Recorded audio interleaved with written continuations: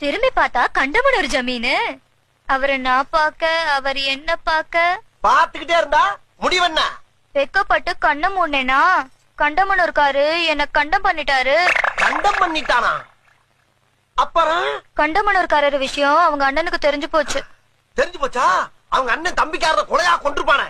அதுதான் இல்ல, தம்பி பொண்டாட்டிய தாம் பொண்டாட்டி மாதிரின்னு அவர் யதார்த்தமா கேட்க நான் பதார்த்தமா விட்டு கொடுத்துட்டேன்.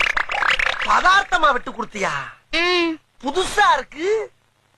சரி, 2 பேரும் சேர்ந்து உன் வாழ்க்கையில விளையாண்டாங்க, போய் தொலையுது. இந்த விஷயம் வேற யாருக்கும் தெரியாத. நானும் அப்படிதான் நினைச்சேன். ஆனா இந்த விஷயம் வீட்டு வேலைக்காரனுக்கு தெரிஞ்சு வேலைக்காரனோட முடிச்சுக்கலான்னு தோட்டத்து பக்கம் ஒதுங்கினேன்.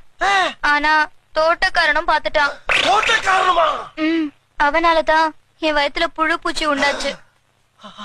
அத கலைக்கலான்னு நான் டாக்டர் கிட்ட போனேன்.